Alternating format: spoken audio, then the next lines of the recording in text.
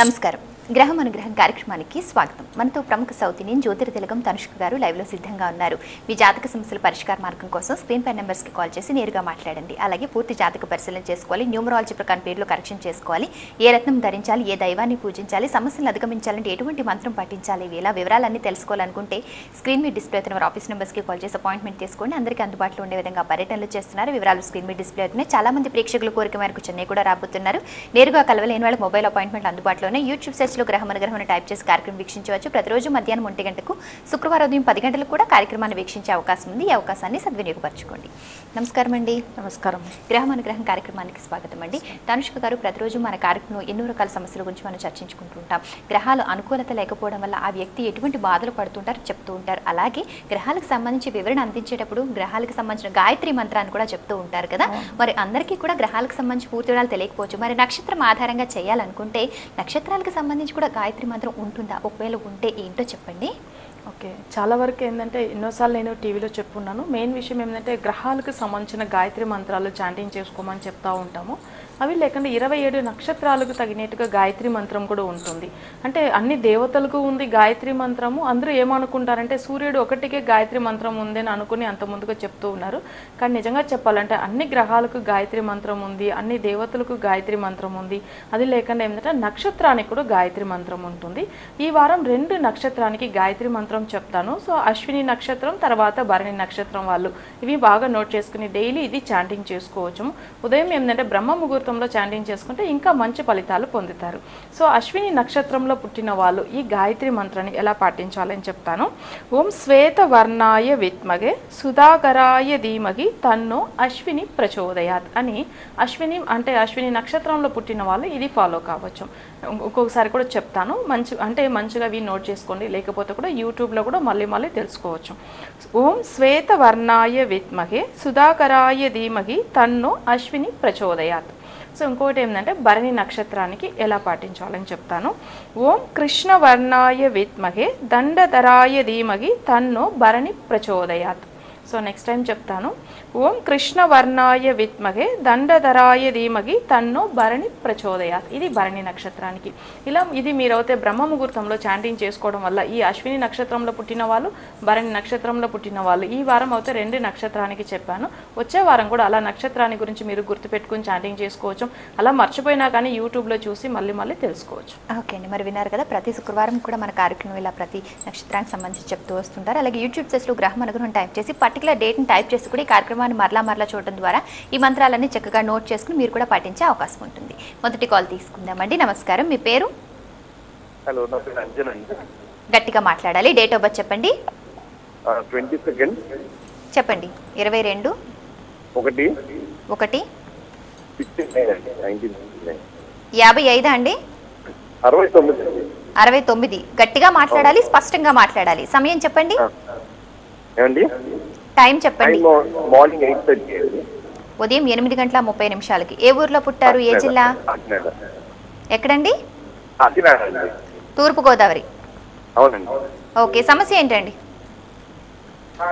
అదే ఎట్లా ఉంటుందో, ఏ రత్నం పెట్టుకోవాలి. ఓకే, మీరేం చేస్తూ ఉంటారండి? నేను డాక్టర్ అండి. Okay, me date of birth పరిశీలించి జాతక వివరాలు తనుష్క గారు చెప్తారు, మాట్లాడండి. నమస్తే అండి. పూర్వభద్ర నక్షత్రం 4వ పాదంలో పుట్టారు. మీ ఫ్యూచర్ ఎలా ఉంది, మీ దశ ఏం నడుస్తుంది అని చెప్తాను. కుంభ లగ్నంలో పుట్టారు, మీన రాశిలో పుట్టారు. అంటే మీకు ఏంటంటే జాతక పరంగా కాలసర్ప దోషం అయితే ఉంది. ఎందుకంటే ఎక్కువ కాలసర్ప దోషానికి పరిష్కారం చేసుకుంటాను అన్ని విధంగా చాలా బాగా అవుతుంది. అంటే మీకు ప్రజెంట్ నడుస్తున్న దశ 2008 ఏప్రిల్ నుంచి మీకు కేతు మహాదశ నడుస్తుంది. ఇందులో ఎక్కువ ప్రాబ్లం ఫేస్ చేస్తున్నారు 2010 అక్టోబర్ నుంచి. ఎందుకంటే మీకు అప్పట్లోంచి కుజుడు అంతర్దశ మొదలైంది. అంటే కుజుడు అనేటప్పుడు చాలా ప్రాబ్లం ఇచ్చి ఉంటాడు. జాతక పరంగా ఏంటంటే మీకు అసలు కాలసర్ప దోషంలో పుట్టారు కాబట్టి మీరు చేసుకోవాల్సిన పూజలు ఏంటంటే మెయిన్ అష్టమి రోజు చేసుకోవచ్చు. అష్టమి రోజు ఏంటంటే రాహు కేతు సంబంధించింది మెయిన్ అయితే చేసుకోవాల్సింది ఉంటుంది. అది కూడా ఆదిశేష పూజలు చేసుకోవచ్చాము. అవి లేకుండా మీకు ఏంటంటే 2010 నుంచి ఎక్కువ నెగిటివ్ ఫోర్స్ ఉంది. సో దానివల్ల ఒకసారి డైరెక్ట్ అపాయింట్మెంట్ తీసుకోండి. అంటే మీరు డైలీ చాంటింగ్ చేసుకోవాల్సింది ఏంటంటే ఆదిశేష గాయత్రి అనమాట. సో అష్టమి రోజు తప్పకుండా చేస్తూ రండి. అవి లేకుండా ఆదిశేష గాయత్రి మంత్రం డైలీ చాంటింగ్ చేసుకుంటూ రావచ్చాము.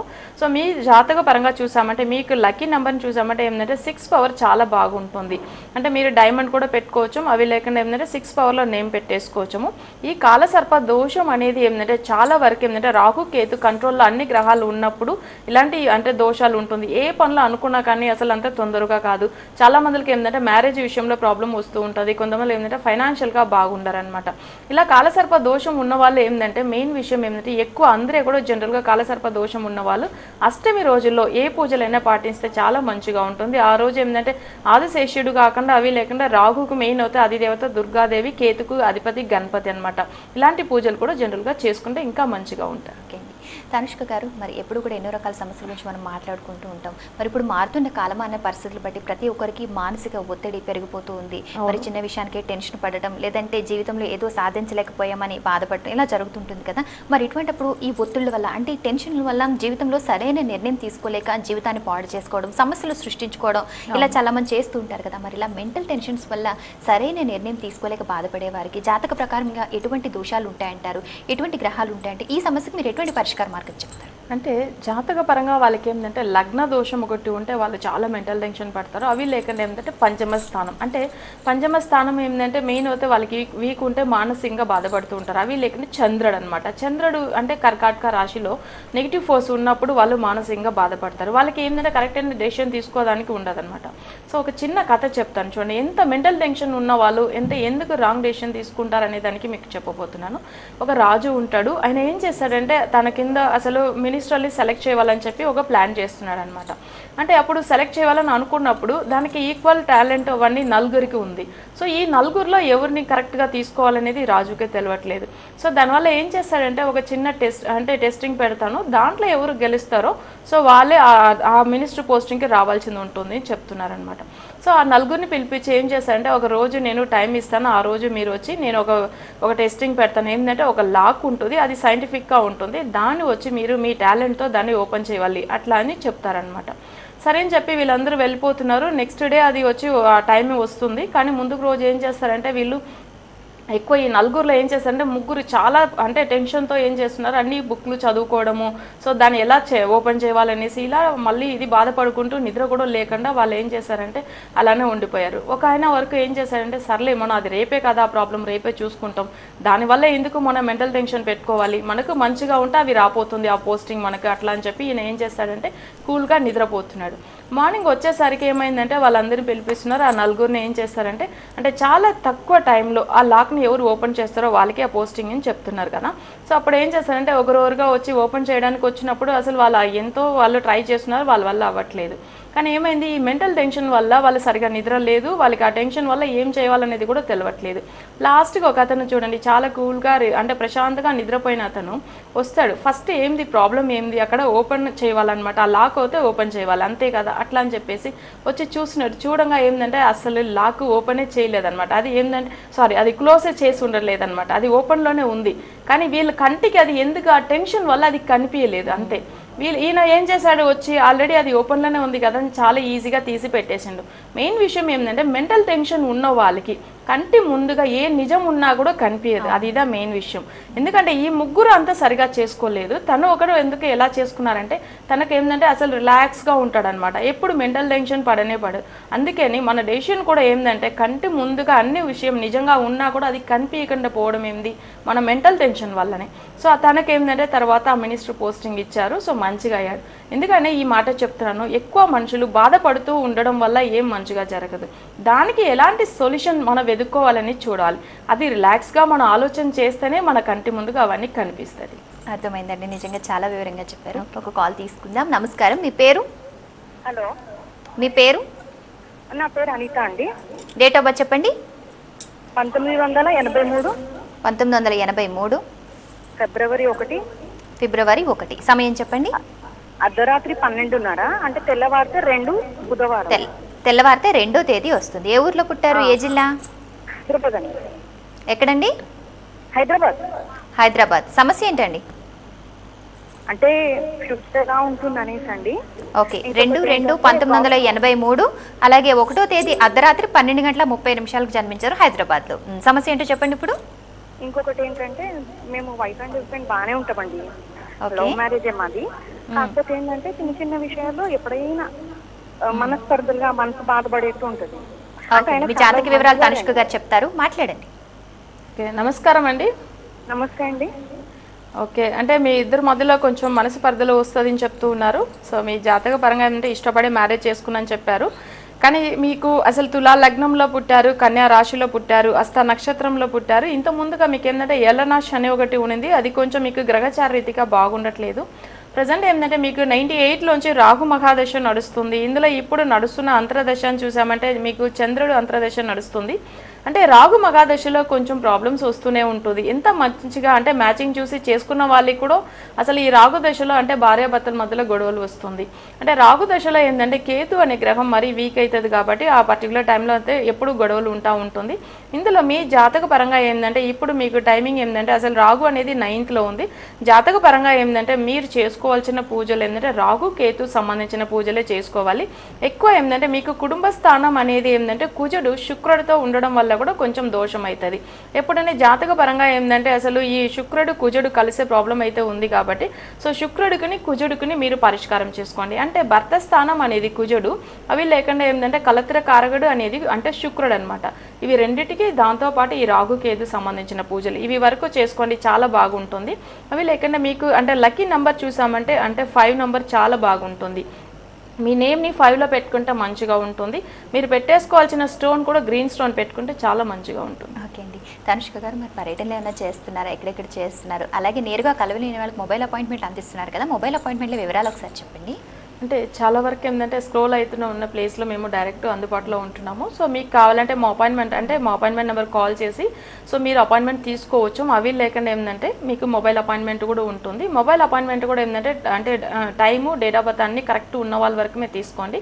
సో డైరెక్ట్ రావాలని అనుకున్న వాళ్ళు కూడా అంటే వాళ్ళు తీసుకోవాల్సిన అంటే లిస్ట్ ఏంటంటే వాళ్ళు ఏదైనా కొత్త ప్లేస్కి వెళ్ళి ఉంటే ఆ హౌస్ నెంబర్ కూడా, ఎందుకంటే కొన్ని ప్లేసెస్ అంటే మెయిన్ అయితే ప్రాబ్లమ్స్ ఎక్కువ వస్తుంది, వాస్తు వల్ల కూడా దోషం ఉంటుంది. అవి లేకుండా వాళ్ళకి ఏంటంటే వెళ్ళిన హౌస్ ఏంటంటే వాళ్ళ లక్కీ నెంబర్ లేకపోతే వాళ్ళకి దానివల్ల కూడా ప్రాబ్లమ్స్ వస్తుంది అనమాట.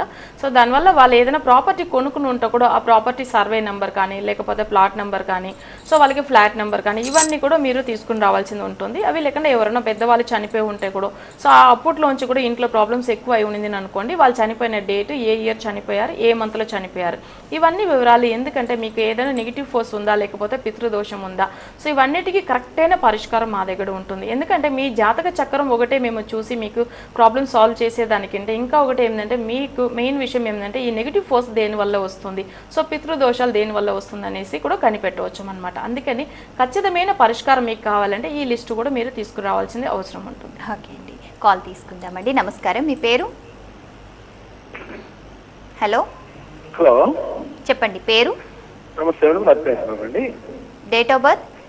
నా పేరు హరిబాబు అండి. హరిబాబు గారు, డేట్ ఆఫ్ బర్త్ చెప్పండి. మేడం నా దానికి వచ్చారు, నాకు పాప ఉంటుందండి. మాకు అది మా పాపకి ఏం పేరు పెట్టాలనే దాని కోసం అడుగుదామని ఫోన్ చేశామండి. ఓకే, మీ పాప డేట్ ఆఫ్ బర్త్ చెప్పండి. 11/8/2014 మేడం. 11/8/2014. సమయం చెప్పండి. 11/8/2014. టైం చెప్పండి. 1:24 మధ్యాహ్నం. 1:24 మధ్యాహ్నం అండి, అర్ధరాత్ర? మేడం మధ్యాహ్నం అండి, బియ్యం మధ్యాహ్నం. ఏ ఊర్లో పుట్టారు మీ పాప, ఏ జిల్లా? మాది ప్రకాశం జిల్లా అండి. పుట్టినైతే గుంటూరులో అండి, హాస్పిటల్. గుంటూరులో జన్మించారు. 11/8/2014 1:24 మధ్యాహ్నం గుంటూరులో జన్మించారని మీ పాప చెప్తున్నారు కదా. మీరు జాతక వివరాలు పరిశీలించిన తర్వాత ఎటువంటి పేరు పెడితే బాగుంటుందన్న విషయం తనుష్కగా చెప్తారు, మాట్లాడండి వారితో. నమస్తే అండి. నమస్తే అండి. నమస్తే మేడం. ఓకే, పాపకు నేమ్ గురించి అడిగారు. సో పాప ఏంటంటే 11వ తారీఖు ఆగస్టు 2014లో పుట్టింది చెప్పారు. సో జాతక పరంగా ఎలా ఉంది, సో పాపకు ఏ నంబర్ మంచిగా కలుస్తాయి చూస్తాము. ధనిష్ట నక్షత్రం 3వ పాదం సోమవారం రోజు పాప పుట్టింది.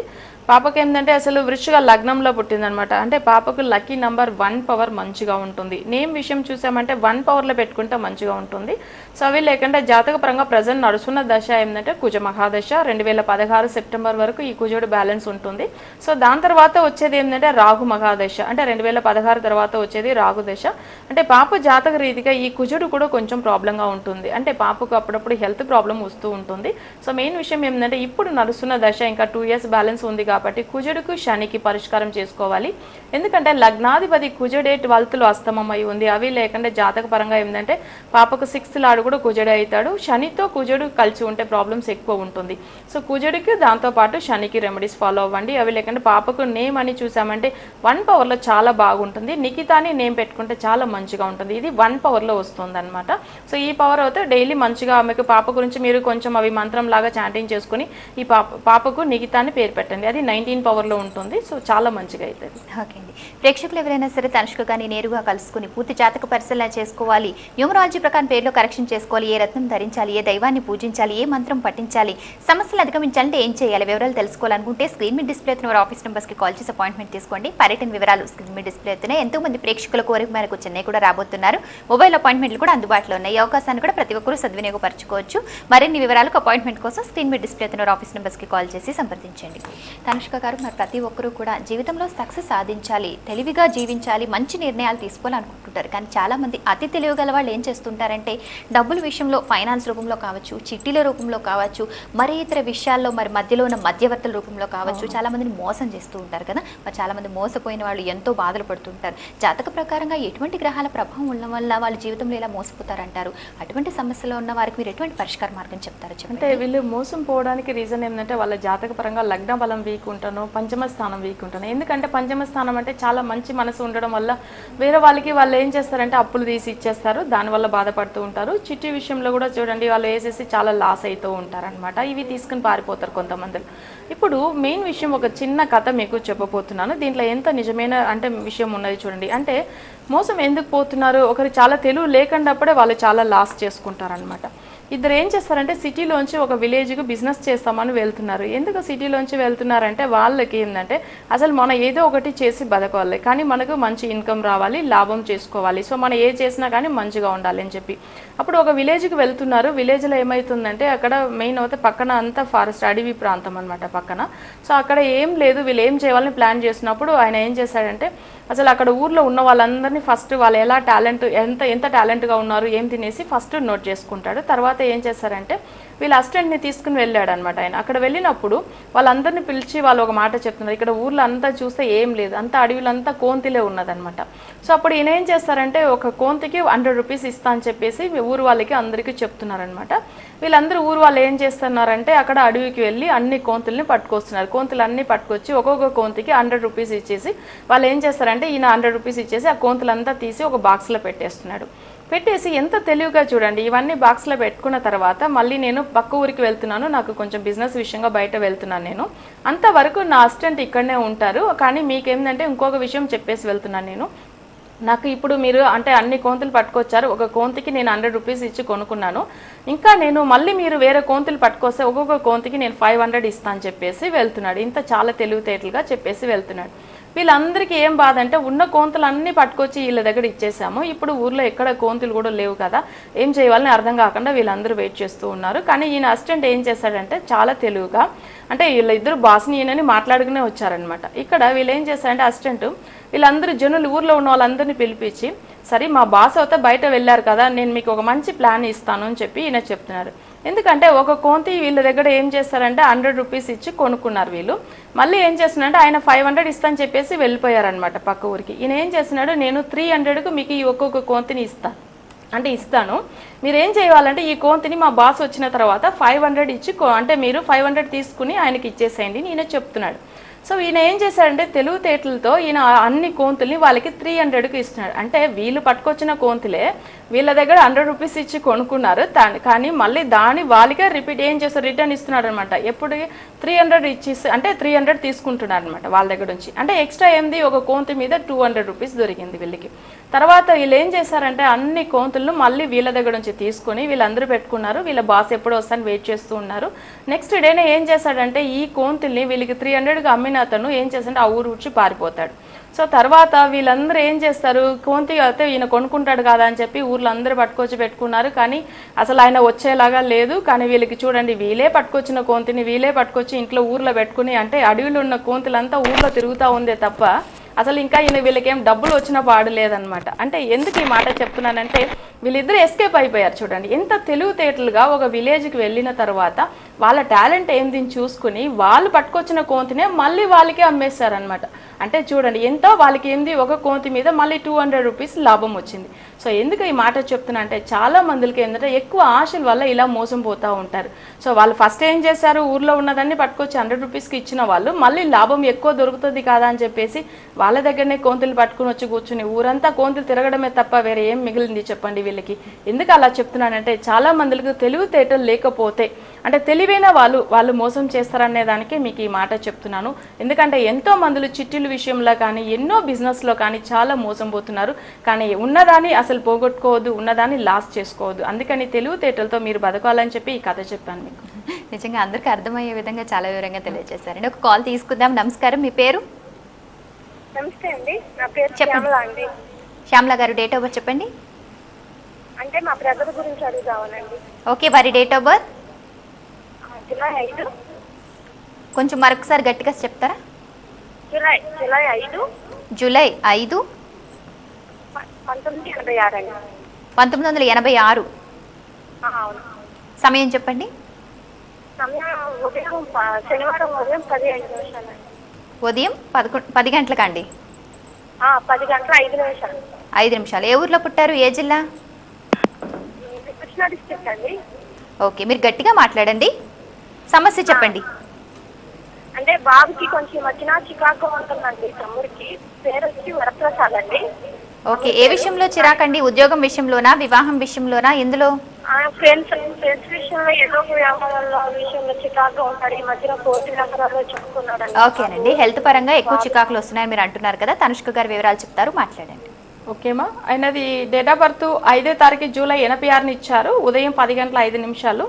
సో ఎక్కువ చికాకుగా ఉంటారు, కానీ ప్రాబ్లమ్స్ ఎక్కువ ఉందని చెప్పారు. తను సింహ లగ్నంలో పుట్టారు, వృషభ రాశిలో పుట్టారు. సో జాతక పరంగా ఎందుకు అలాంటి మెంటల్ టెన్షన్ ఉన్నది అని చూస్తాము. ఈయనకు 2009లోంచి మెయిన్ విషయం చూడండి, 2009 జూలైలోంచి ఈయనకు గురు మహాదశ నడుస్తుంది. ఈ గురు దశలో ఏంటంటే లగ్న బలమే వీక్ అవుతుంది. సో దానివల్ల ప్రాబ్లమ్స్ ఎక్కువ ఉంటుంది. అంటే లగ్న బలం అనేటప్పుడు ఏంటంటే సూర్యుడు ఈ పర్టికులర్ దశలో సూర్యుడు మంచిగా లేదు. అంటే ఈయనకు గురు మహాదశలోంచిదా ఇలాంటి ప్రాబ్లం ఉంది. సో దానివల్ల ఏంటంటే ఆ సూర్యుడు కూడా జాతక పరంగా ఈయనకు నెగిటివ్ ఫోర్స్ మాందితో ఉండడం వల్ల కొంచెం ప్రాబ్లం ఎక్కువనే ఉంటుంది. అంటే జనరల్గా ఏంటంటే గురు మహాదశలో ఏంటంటే లగ్నాధిపతి వీక్ అవుతారు, కానీ ఇది మాందితో ఉండడం వల్ల ఇంకా ప్రాబ్లం ఎక్కువ ఫేస్ చేస్తున్నారు. సో ఈయన చేసుకోవాల్సిన పూజలు ఏంటంటే సూర్యుడి గురించి చేసుకోవాలి. ఎక్కువ ఏంటంటే ఆదివారం రోజు ఉదయం 6 నుంచి 7 లోపల ఏంటంటే అసలు సూర్య హోరా ఉంటుంది. ఆ రోజు ఏంటంటే సూర్య గాయత్రి మంత్రం చాంటింగ్ చేసుకోమని చెప్పండి. దాంతోపాటు ఏంటంటే గోధుమతో ఏదైనా నైవేద్యం చేసి దాన్ని దానంగా ఇమ్మని చెప్పండి. ఒక 10 చాలా మంచిగా అవుతుంది. సూర్య గాయత్రి అంటే మెయిన్ అయితే బ్రహ్మ ముహూర్తంలో రెగ్యులర్గా చాంటింగ్ చేసుకోవచ్చు, ఎక్కువ సూర్య హోరాలో చేసుకోవచ్చు. అవి లేకుండా ఈయన పెట్టుకోవాల్సిన స్టోన్ ఏంటంటే రూబీ పెట్టుకుంటే మంచిగా ఉంటుంది. అది కూడా రింగ్ ఫింగర్లో పెట్టేసుకోమని చెప్పండి. నేమ్ పవర్ 1లో ఉంటే కూడా కొంచెం మెంటల్ టెన్షన్ ఎక్కువనే ఉంటుంది. ఎందుకంటే సింహ లగ్నానికి లగ్నాధిపతి 1 పవర్లోనే నేను జనరల్గా అంటే మేము సెలెక్ట్ చేస్తాం, కానీ ఈ పర్టికులర్ దశలో ఆయనకు ప్రాబ్లం అయితే అవుతుంది. సో మెయిన్ విషయం ఏంటంటే ఈయన జాతక పరంగా 9 నెంబర్లో నేమ్ ఉంటే మంచిగా ఉంటుంది. ఈయన పెట్టుకోవాల్సింది ఏంటంటే రూబీ పెట్టుకోమని చెప్పాను, దాంతోపాటు డైమండ్ కూడా పెట్టుకోవచ్చు. ఎందుకంటే రిషభ రాశి అవి లేకుండా ఈ గురు మహాదశలో శుక్రుడు కూడా కొంచెం వీక్ అవుతాడు. సో ఈయన ఏంటంటే డైమండ్ కూడా పెట్టుకుంటే చాలా మంచిగా ఉంటుంది.